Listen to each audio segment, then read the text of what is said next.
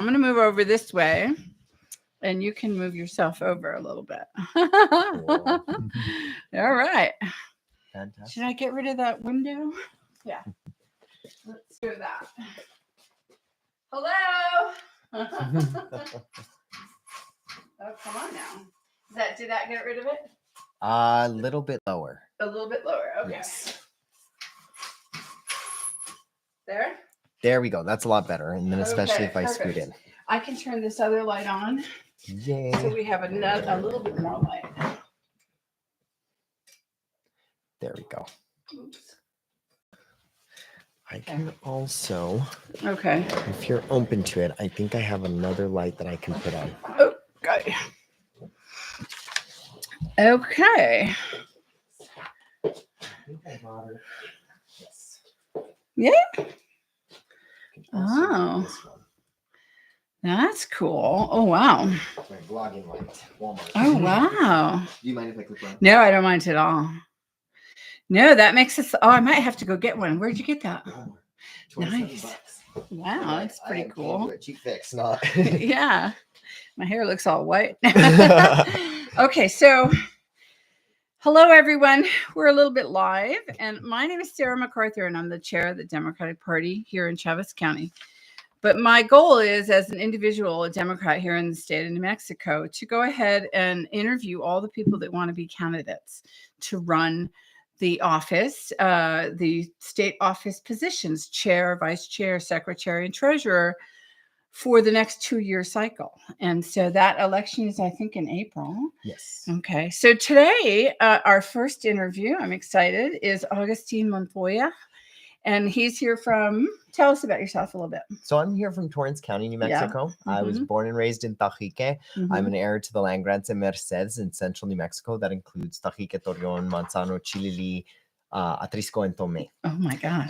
Very big family. Yes. And I actually have some roots down here in Lincoln County as well. My mom's family was born and raised in San Patricio. Mm-hmm. And they had a ranch there. My mother was raised here in Roswell by my grandmother and her 4 brothers. Okay. And this is Chavez. Yes. And Lincoln, yeah, San Patricio's in Lincoln. Beautiful little town. Beautiful. Love it. Mm-hmm. Okay. So this is my introduction.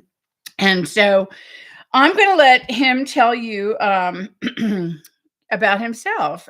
So we're delighted that he's here with us. And I want you to tell us about your history with the Democratic Party and what made you get interested in politics. And if you want to go into a little bit of your background beyond where you're from or any of that, now's the time. Absolutely. Okay. So I started working when I was 16 for the Soil and Water Conservation Districts. Prior to that, I worked with my family business. We haul firewood. So, really working class, poor to working class origins. Mm-hmm. And in going through that experience with the Soil and Water Conservation District with my family business, I really seen that there were issues, but I didn't understand at that time how to tangibly fix those problems. Sure. And so coming from that science background, I was like, okay, scientific method this out. Okay, sure. Let's break this down and find what the issue is. Mm-hmm. And so I did. I found out that there were real issues with how we protect our environment in relation to climate change. Mm-hmm. I found out that there were real issues with our state laws to some extent when it comes to water. Yes. Yeah.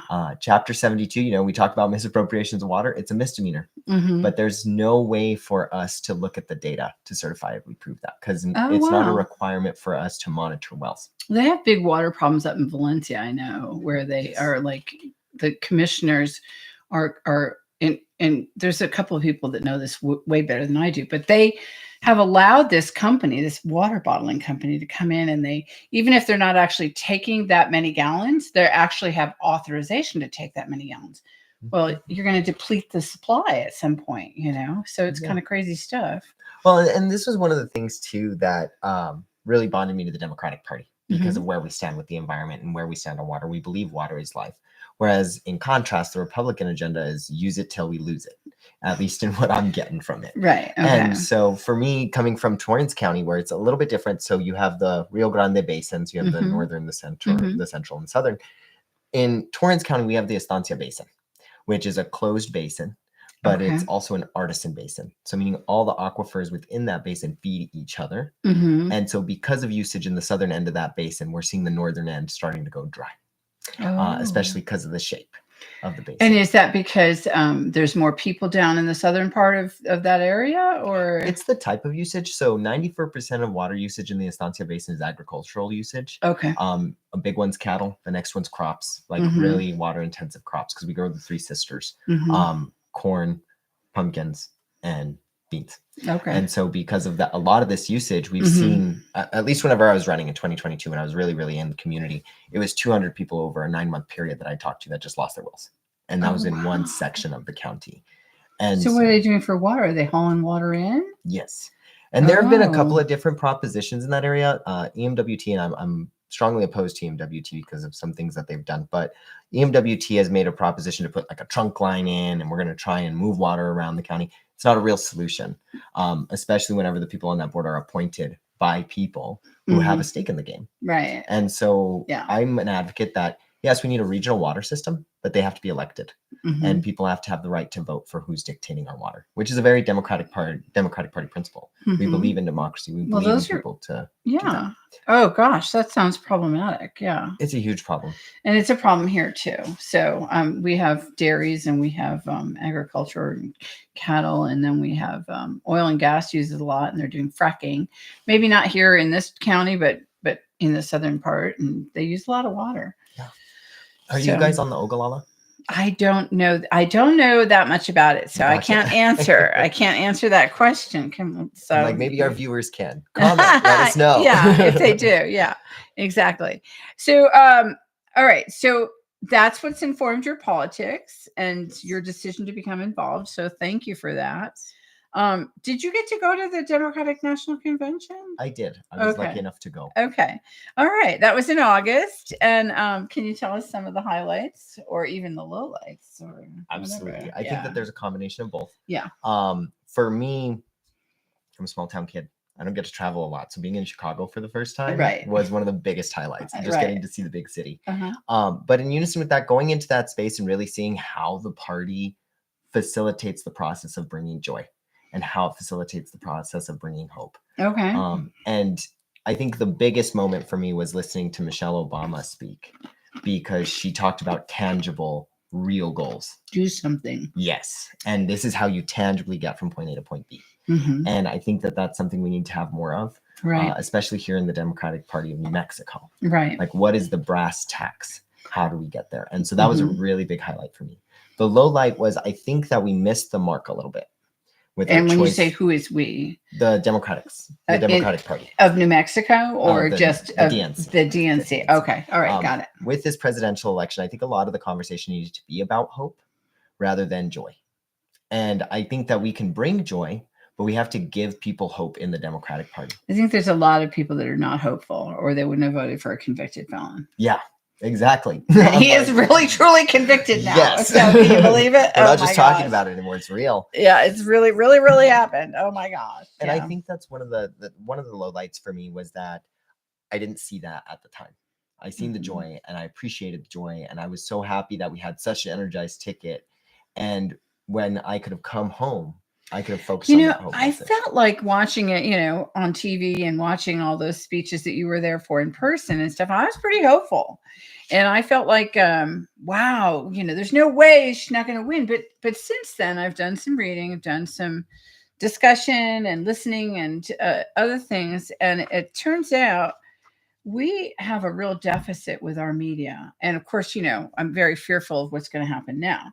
But, when you've got the billionaires owning the media, they are setting the game. Yeah. And we are not able to overcome that, which is why I'm doing things like this. Yes. And so, I'm not the next Joe Rogan, of course, but you never know. But you never know. Watch the video. Watch the video. Anyway, so, but my feeling is that there are so many people that are so unhopeful. And I had a friend of mine that just told me the other day that they get all their social media from TikTok, or all their news. They said all their news from TikTok. And I was like, that's like, not the right anybody can get a TikTok account like me and just say whatever I want. That's not necessarily news. You don't know if I'm actually factual. Yeah. But journalism is journalism. So and there's people to hold you accountable for it. That's right. Yeah. And so, I don't I of course went to journalism school, so I know that there are standards. You can't just say,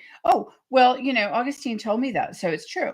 Yeah. It can't possibly be true if just one person is telling you that. You have to have 2, 3, 4 sources all in the same room that heard the same thing that tell you, yeah, that was really what he said. Yeah. That's a fact, right? Because that's how that works. It's empirical evidence. 4 people heard that.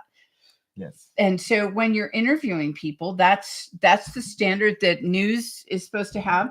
Whether they focus on the whole story anymore is also a bit of a concern, because the billionaires like Jeff Bezos owns the Washington Post. The Wall Street Journal is leaning right. The New York Times, I stopped reading it like 4 years ago. I was like disgusted with them. Yeah. So there's I think the Atlantic and Vanity Fair are pretty good sources. And then there's a couple of new things that are coming up, like 1440 and some other things like that. So I just throw that out there because I feel like, as much as we thought we were hitting the mark, and she did a great job for 107 days and being thrown into it, but it didn't get to the right audience. Yes. Okay. So, well, and I want to expand on that a little bit, just about the media piece, because I've gotten an inundation of emails, which is great. Sure. I love the feedback. But one of the big things was media, and this lack of actual progressive independent media, progressive media and independent media in a lot of our rural communities. And so this person that brought this to my attention most colorfully was from up north. And they said, these conglomerates come in and they buy up all of our small town newspapers, and then they promote only conservative ideals. And this is not okay. How do we fight back? Do you know who owns the Rio Arriba paper? Was it the Rio Arriba Sun or something like that? I don't. Harvey Yates from Oil Country in Artesia. Yeah, and these are the conversations. Now for us as Democrats and as the Democratic Party, how do we combat this? Well, I think we all start buying media. I mean, we need to invest as a group and a conglomerate to make but have journalistic standards and have it be, all of us at the same time saying what we're willing to do and not do. Yeah. And I'll tell you, this is the media portion is a little bit out of my expertise. Oh, it's okay. I'm a land and water guy, but what I think we also have to pay attention to are those small time podcasters, all of the grassroots media too, because I think that for us to meet this moment, we have to pay attention to where the people are consuming the media. And so giving those people informed sets of, factual sets of information to be able to report on. So there are a couple of people that, and before you leave, I'll give you the names of the list of people that I've actually sent out to all the people on my email list for Democratic Party here in our county, of where you should be listening to information. And just tell you, Heather Cox Richardson is one of them. And she's actually moving from Facebook to another format. Oh, YouTube. She's going to YouTube because I guess everybody's getting tired of, Meta. And didn't you know he just died recently? Who?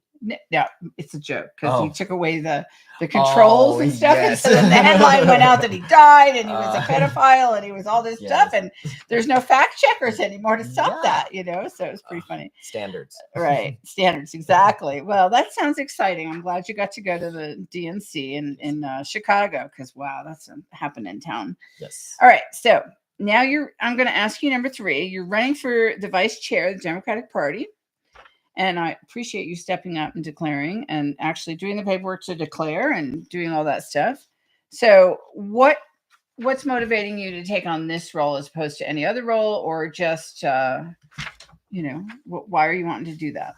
I'll tell you that there's 2 parts to it. First, I'm very passionate about my job, my 9 to 5. Okay. I love being able to work for the Bernalillo County Commission because we coordinate a lot of stuff from the county.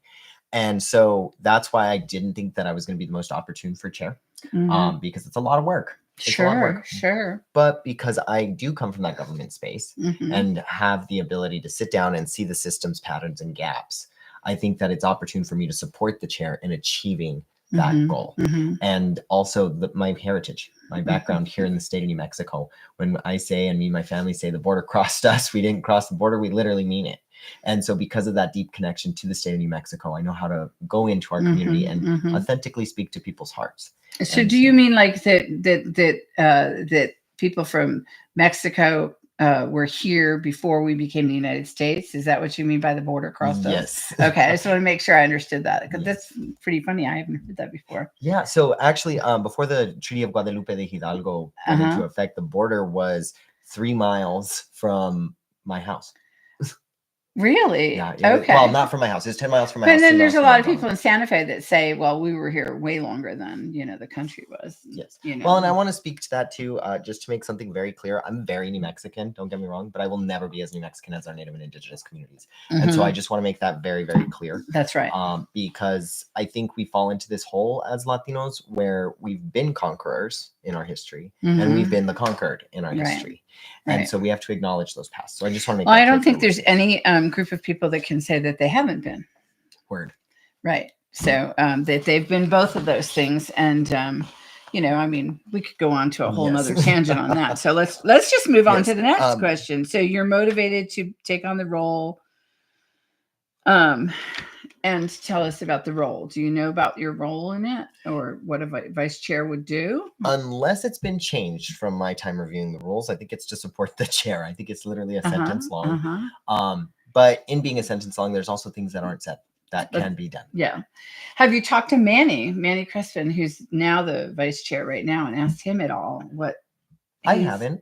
Okay, but you want to? Yes. I think that would be probably good, because to see what he's been up to. I know he was on the Judicial Council as an appointment and to support the chair and stuff. So he's done those things. And so I'm just, throwing ideas out for you to become even more skill set in terms of what the job is and stuff. Well, and I think to expand on that one a little bit more too, I think for the vice chair position, talking to Manny is very important because we have to pass that institutional memory along. That's right. And I also think that, in having conversations with the current chair, because in 2018, I worked on that campaign when she was running for public office. And I've gotten the opportunity to understand her motives and her understanding of the role. You're talking about Jessica? Yes. Okay. Not saying that this is an endorsement in any way. I just want to make that clear for everybody as well. But she's not running again. Yes, that is correct. Okay. But yeah, I just want to make it clear that this isn't me saying anything. Okay. Yeah. But I've gotten the opportunity to see where she's coming from and where she could use the help and where we can do things a little bit differently. Okay. With respect to the current vice chair. Tell me what the Democratic Party's mandate is. Our mandate is to go back in and show the working class people why we are the Democratic Party and where we came from. There was a quote I just heard today that actually really stuck with me. And it's the fact that the Democratic Party didn't create the labor movement. The labor movement created the Democratic Party. And that was something that I found very interesting. I think they developed the Democratic Party, the labor movement, because it wasn't until, in fact, it was Frances Perkins who actually created the Department of Labor she was the first woman secretary in a cabinet position under Franklin Delano Roosevelt. And if it weren't for her, you really wouldn't have a lot of these laws that help employees. Yes. And so I just throw that out there that I agree with you, but I also know that, historically, I mean, workers were treated savagely and hours and no weekends and, very underpaid and stuff. And so to not have unions, which is something that, we should be fearful of, because that's one of the first things Hitler did was he got rid of the unions within 30 days. Yeah. And that's a scary prospect. We've got this book, our Project 2025 book. Yes.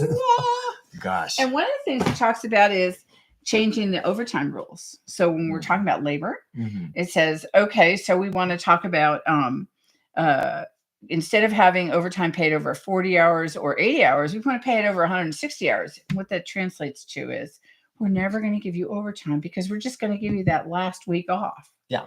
Right. So there is no overtime. Yeah. Right. And so then when Trump was on the campaign trail saying, "Oh, I'm gonna not tax overtime." Right. That sounds great. But if there's no overtime, who cares? Yeah.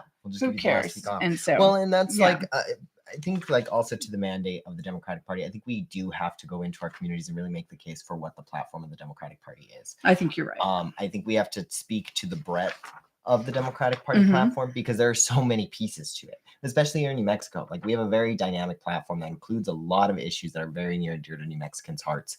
And I think that with a young person, with a person of color to come into this space, and with somebody like myself who's dynamic and able to meet the moment, I think that we can really make that case. Okay. So I think that's our mandate. So I think we actually skipped over 4 because we just did it. So, and how will you support the chair? And, what do you think the responsibilities are? You already answered those. So we're going to go on to what types of duties do you actually anticipate in your vision for your job? Yes. What do you think that you will be wanting to do? And let's see. I already asked the other part of that too. We're covering some serious ground, man. I All love right. it. Yeah. 20 minutes in. Okay. I'm like, we'll get there. We are. I'm like, we're going to get there. And like, Uh-huh. For me, because of the fact that the rule description of vice chair isn't as expansive as I believe it should be. Okay. I see myself as coming to the table with a set of community that I have an obligation and my own personal mandate to represent.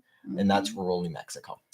I have a job to go out into our rural communities and speak to the heart of the issues and build that infrastructure in support of the chair to get this job done. And to come into the county parties and say, look, it's identifying where we need to make investment as the party. It's identifying where we need to put the infrastructure and how that needs to be developed. And also the training. Because when I came in as a county party chair, I'll tell you, they said, good luck. And that's what I got. Figure it out. Yes. Yeah. And so I think that with my own personal mandate, that's what I see as part of the job. The next part of the job is speaking to our Latino communities in a very different way. Because it's meeting people where they're at. I mean, if I'm working a 9 to 5 and I work my 9 to 5 job, I'm exhausted at 5 o'clock. Sure. So if we go on a Saturday and have a matanza with our norteños and our sureños and a matanza, is that a party? Yes. Okay. So my communities love our matanzas. Okay. And I think that that's a real way for us to reimagine how we make those connections. So that way they're authentic to the working class people. Okay.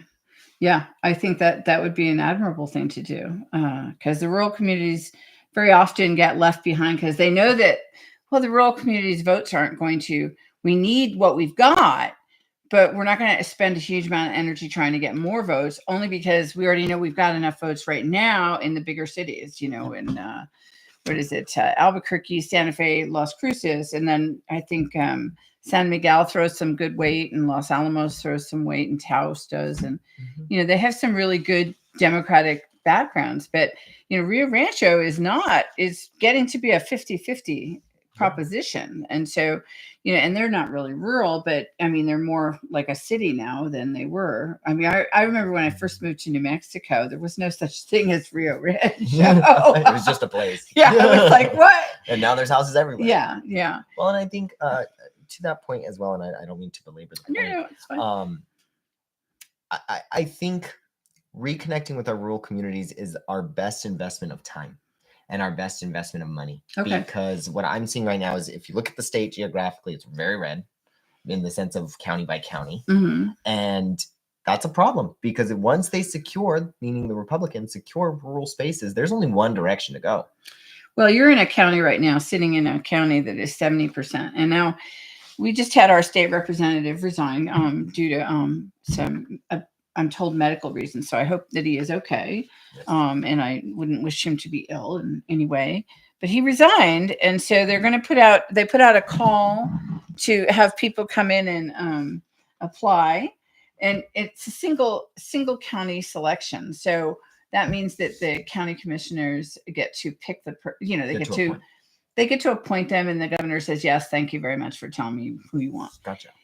So I went ahead and put my name in anyway. I wasn't going to because I was like, they're all Republican. We have literally no Democrats except for I think 2 or 3 on the city council, one of which just switched to being a Republican because he goes to a church that's very, I would call them extremists. They would call themselves, I don't know what they would, Christian evangelical, fundamentalist.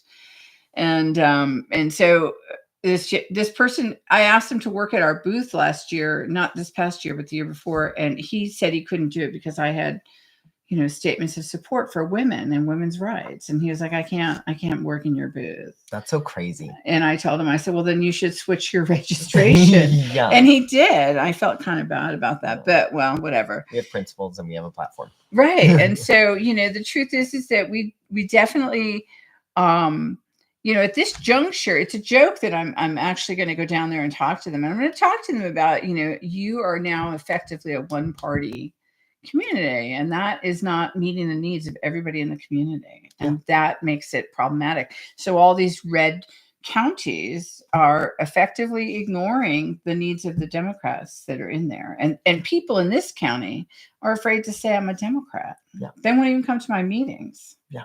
Yeah. But this is also a testament to the work that needs to be done. This is a gap that the Democratic Party of New Mexico needs to help you fill. You not just say, "Good luck, Sarah." They don't say that. There have been some really helpful people to me, and so we had better numbers than we've had in the past. Good.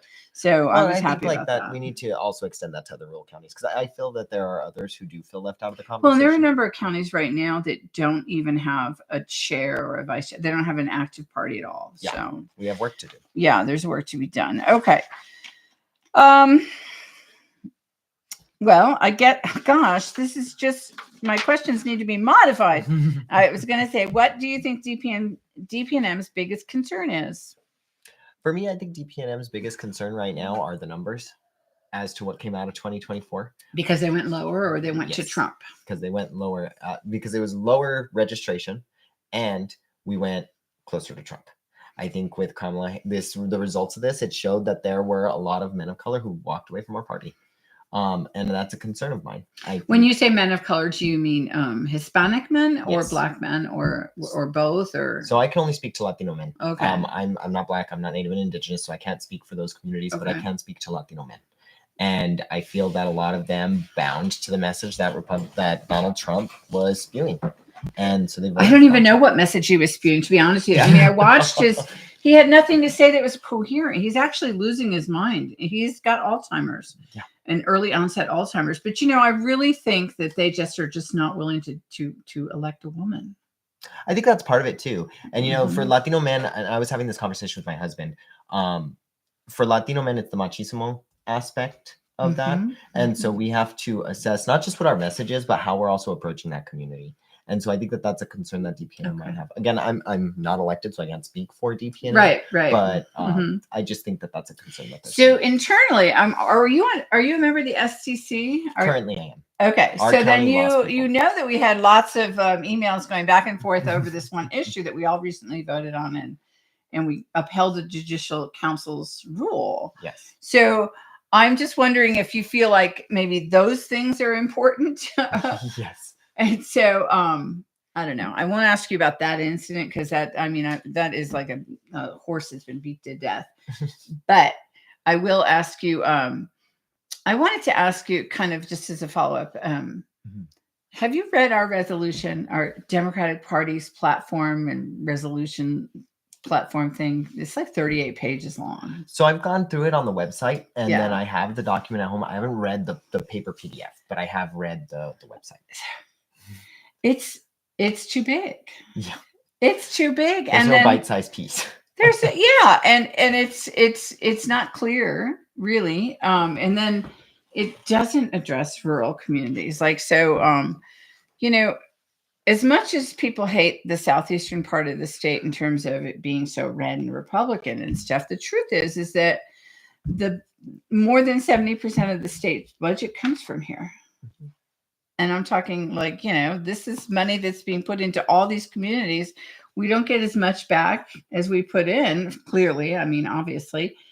But you can't ignore the fact that, and I'm not saying that oil and gas should always be there, but right now there's more than 6,000 products that petroleum actually produces that we use in our everyday life. I mean, we could go through this room right now and I can point to things that were made because they use some form of petroleum product.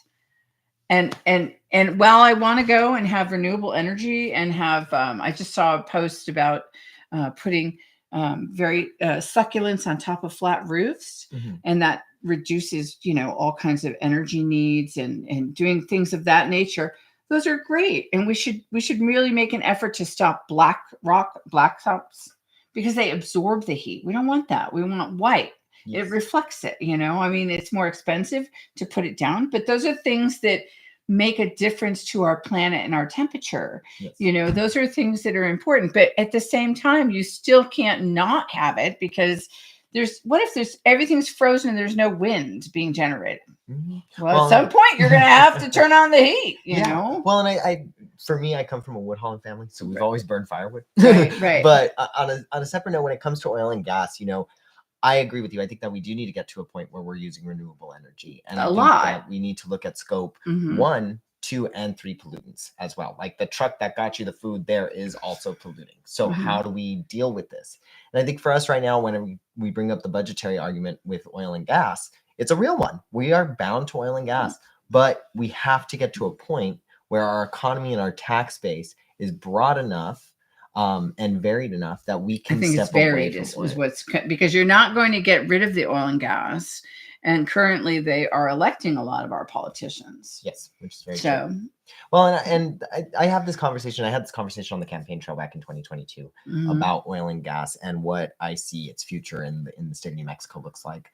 And for me, it's working to make sure that the local businesses are able to sustain our economy, because it's like an investment portfolio, right? You don't want to have all your eggs in one basket, because then we go boom and bust.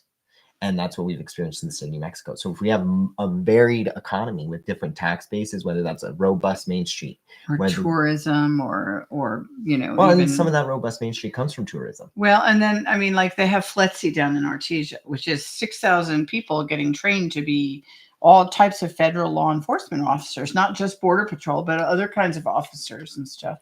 And I had suggested at one time, I think to one of the senators, well, we should try and go after Monterey. They have a language school there. So why are we sending people to Monterey, California to learn Spanish when they can be immersed in Spanish here? Yeah. And we have the facility, the Federal Law Enforcement Training Academy. Why wouldn't we want to try and open that up and have that here? So we could then have people come to this part of the country to learn Spanish. Yeah. I mean, my son speaks Spanish. And so, but I purposely paid his babysitter to speak Spanish to him.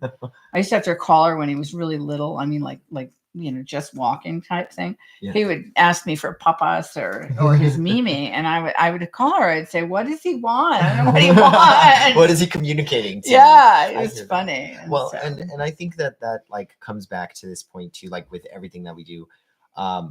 First off, we don't want New Mexico to be the dumping ground for everybody, right? Like I don't want to be the nuclear dumping ground.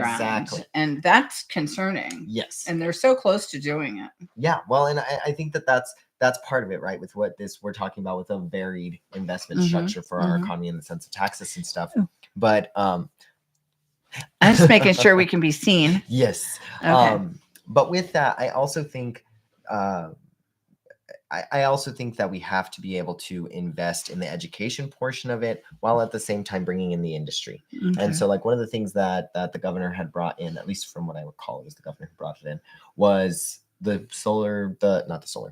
windmill turbine companies that make the manufacturers for those jobs were in Valencia County. It's going into a Valencia County community that's a local community. As far as I know, we would be the only manufacturer this side of the Mississippi.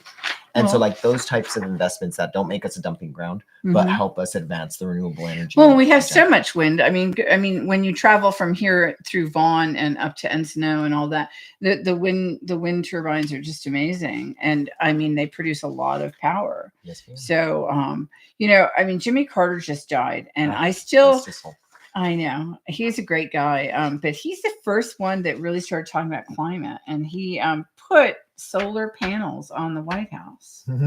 Did you know that? I didn't. And then Reagan took them down. Of course. Of course they take them down.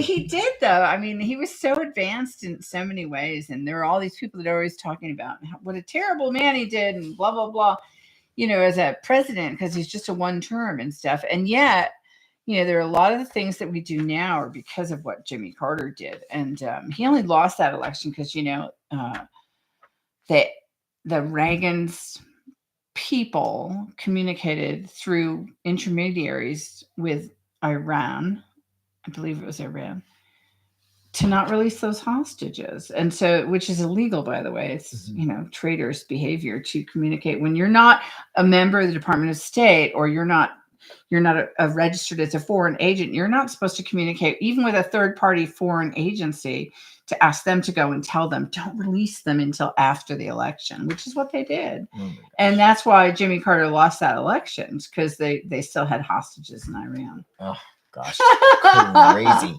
It is crazy. Yeah. So like, we're totally off the beaten path now. I'm like, but it's a good conversation. Yeah, really no, it's totally. All right. So what makes you the right choice for this position? I think what makes me the right choice is that we're building right now, where Wow. we are under construction as a Democratic Party.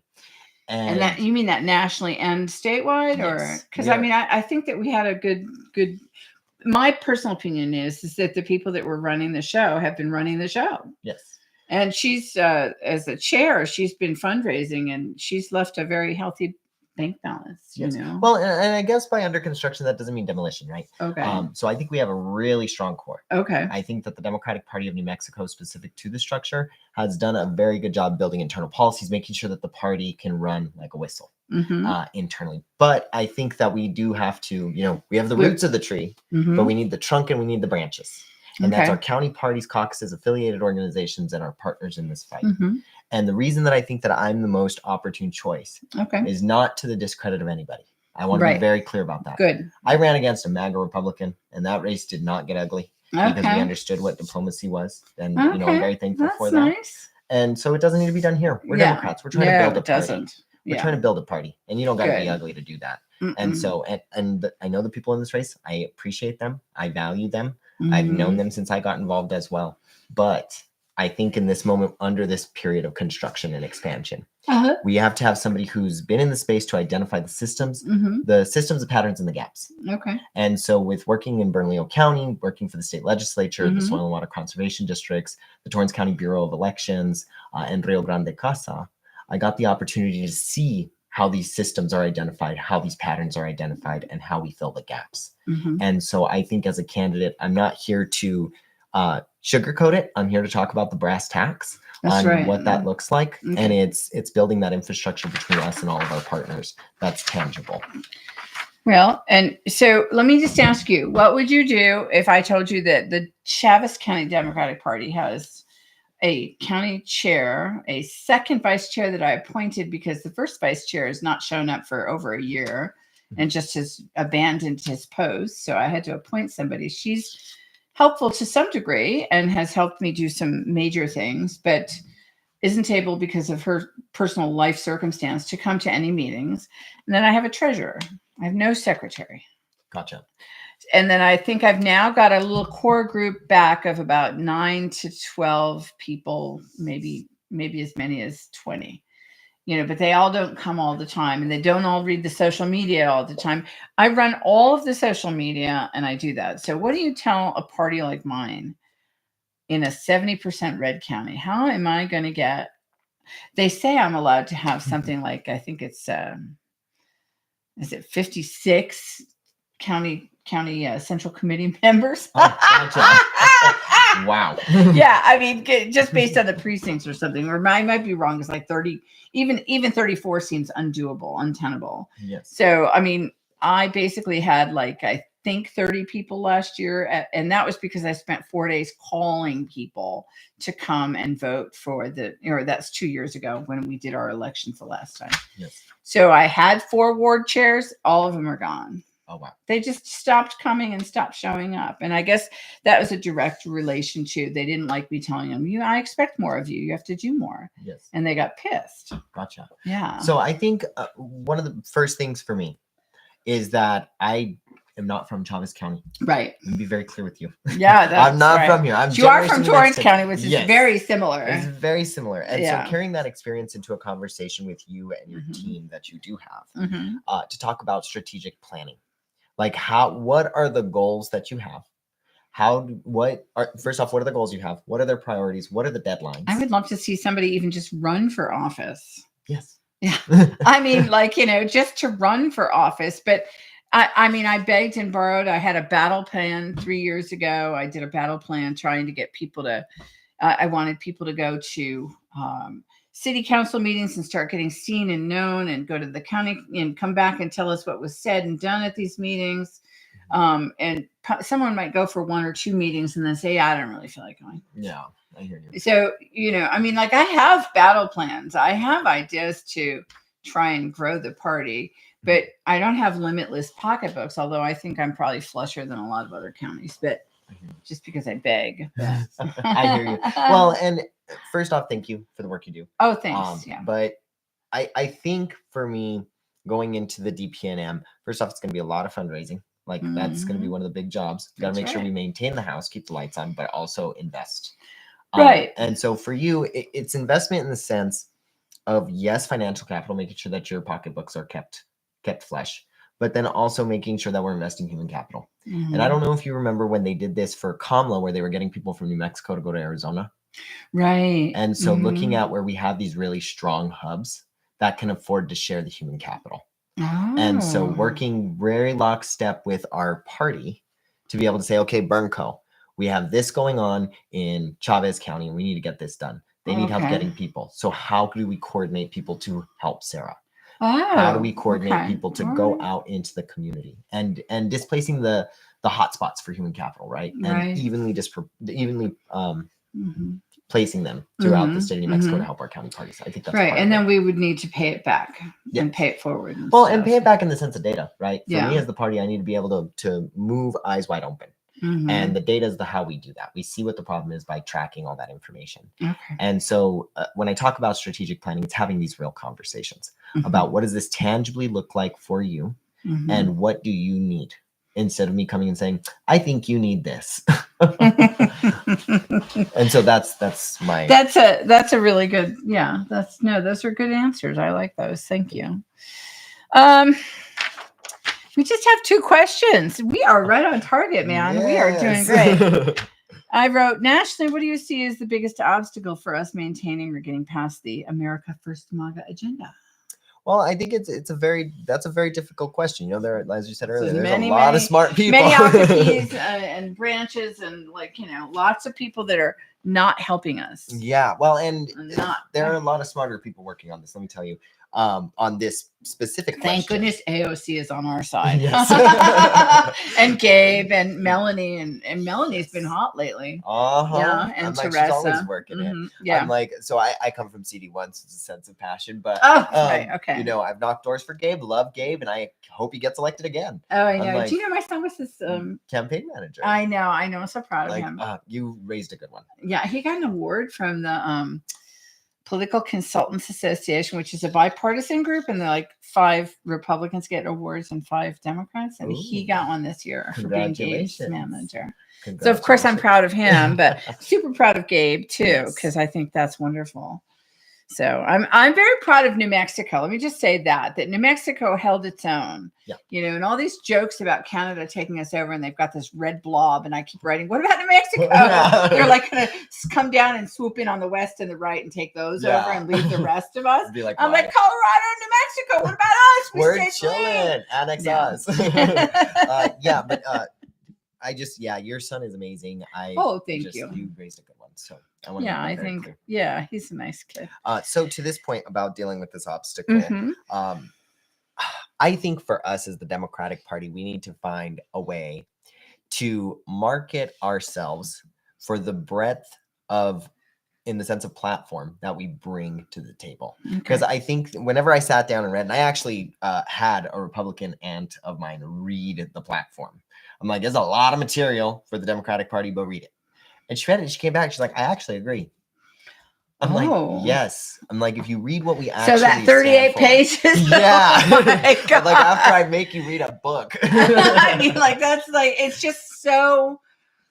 It's just a lot. Yeah, and she came back and she said, I actually do agree with these principles. She's like, choice is a hard one for me because she's pro-life, but she agreed. And I saw somebody, just so your aunt can know this, okay? I saw somebody's explanation who is pro-life, and he basically said he was able to get past it when he realized, when you think about,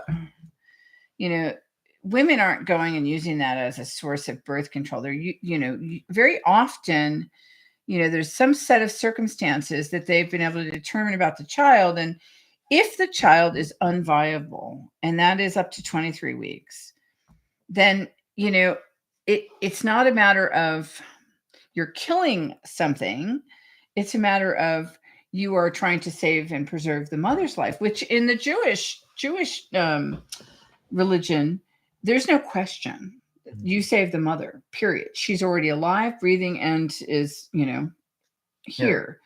And so if there's a complication with a pregnancy, men that are Jewish go to the hospital and they can't say save the baby, kill the wife. Yeah. They don't get that choice. There's no choice. It's just save the wife. Yeah, save the woman. And so Person. but this man said, he just had a really unique way of saying it, which is what I've been saying forever, is the child's not viable. You can't, and there's no putting an aborted fetus back in another place in the woman's body if she's already aborting it or miscarrying it. Yes. So this whole new crazy law that they want to force doctors to try and keep an aborted fetus and try and put it back in the woman is just ridiculous. That's crazy. It is insane. Crazy. It's not a medical thing. And so for that man, he said, I have to say that I feel comfortable with that. I'm not violating my religion by supporting that. I'm not advocating for it, but I'm not going out of my way to say women can't have health care and women can't have, when they have miscarriages and they have other things that happen, there should not be any question that you have to go to 3 different hospitals in Texas now, and you have to be on death's door before they're going to treat you. Yeah. And we've already seen a number of women already die because this is what's happening. Yeah, so those types of things are what, people that my sister's also very pro-life and very, the embryo is just an electrical current that is not anything until it actually passes 23 weeks. And I get, and I think like with this conversation too, it's kind of the same conversation about LGBT rights, right? With religious people. I come from the Catholic Church. I was raised in the Catholic Church. Okay. Didn't get confirmed, but I am baptized and went through my first Holy Communion. But well, then you should have been confirmed if you went through Holy Communion. But I'm so you go through first Holy Communion and then you become confirmed later after you take the courses. I just never continued because I had moral disagreements in certain areas. But nonetheless, the conversation around abortion, LGBTQI plus rights is that if I was made in God's image, as it is professed, and if I was given the freedom of choice by this divine person, then that is my choice to make. That is not another person's to judge me for either, because it is a sin to judge another person for what they do. And so for me going into this conversation, I just don't understand why men particularly want to make this choice of I'm going to take a person who has the capacity to get pregnant, ability to seek reproductive health care. I mean, we don't take our rights to have vasectomies away. Well, and the other thing is that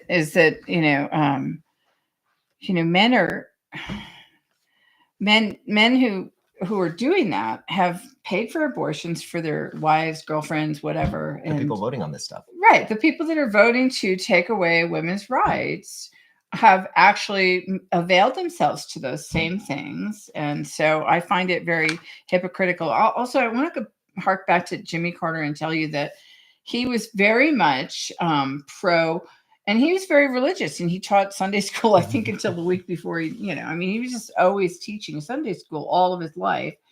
And he said there's nowhere in the Bible that says that Jesus didn't support. There's just the word homosexual is not even in the Bible. Yeah. And it's not, it's not a thing that, and it was around before the Bible that those things were, those people had relations with the same sex. Yeah. And so for Jimmy Carter to come out and say, I have no problem with gay people because that's who they are. Yeah. And Jesus loved them too. Yeah. So, and of course my parents, their attitude, I'm from East Coast, and their attitude is none of your business. Yeah. I'm like, yes, thank you. I'm like, we were to go back to just minding our own business. Yeah, I love Tim Walz. He's like, mind your own business. Yeah. Stop trying to look up people's skirts. Yeah. So, I am concerned about, the first 100 days. I mean, I think that we are all kind of, delusional on hoping for the best. And, and Rachel Maddow is going back on full-time schedule for the first 100 days. So, she's freaked out. Yeah. And so I just feel like they're already ready. They have all these things he's supposed to sign the first day, and they're just going to be horrendous for people. Yeah.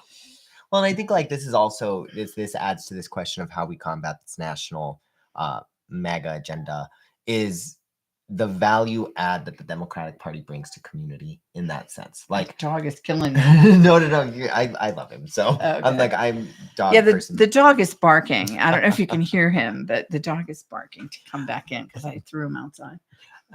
Anyway, go ahead. I think it's reimagining how we built that relationship, especially through this hardship, right? Because it's going to be very difficult. And so having the ability to really come to community and say, look, we are the Democratic Party, but we have partners in the community. So like for food insecure communities, working with our nonprofit friends to bring in a community garden, if that's what it requires, going out and showing up because Democrats deliver. And so I think that's going to be integral to combating this agenda, is reimagining that relationship. Okay. So, and one of the things that, there are a lot of people here that think I should be doing more, and I'm curious how they think I can do more just as a single person doing it. And they want me to show up for all these different things that are community based. And I would love to be able to do that, but I don't have the sources to do it. And so I mean, there's like a give and take where I get where you're coming from, and they should do that on some level. But the mission is always to reelect or to get Democrats elected, local, state, and nationally. And so that is still the mission. And if I only have this much in resources in terms of people, I'm going to stick to that mission, and I can't go too much beyond that with community gardeners in Roswell. Well, and I think like the innovative portion of this is being able to delegate, right? Like I'm not having the expectation for you to go out and to do the community garden, but having the partner who can. Yeah, and if I could find one, I'd be thrilled. Well, hey, count on us at DPNM. I will work to get this done. But yes, I think that's part of it, and I think you're very right in that sense. Outsourcing it to be able to do multiple things at one time. So okay. All right, we have one more question, and then we're going to be done. Can you believe it? Oh, I hope we're going to be heard because we didn't pull the microphones closer, and I didn't even think about that. Okay, so it's first time. So if we've made some errors, we apologize for those in advance. But we've had a good conversation, and I do have one more thing for him to ask, and that is, what do you want people who will be voting for you to know about your commitment, knowledge, and focus going forward? Anything that... Here's your sales pitch. Go for it. Okay. I won't take up too much of your guys' time. I think that we need a candidate in this position who's going to get down to brass tacks. I think that in being a young person, it's been an ask for a long time for young people to get involved. And so I think I'm opportune to meet that moment. And being from rural New Mexico, I understand deeply what we need to do as Democrats, because I've had the opportunity in my work experience to identify systems, patterns, and gaps. And so I want to work to get on the ground, to be involved in our rural communities, to be involved in the Democratic Party, not just to identify the gaps, but to bring real tangible solutions and investments to our community. And in addition to that, I think that my why has never comported with a partisan reason. Let me be very clear about that. My why has always been to help people. And right now we are going into a place as a country that requires us to help people. Oh, yeah, so for sure. I'm just asking for you guys to hire me to do this job.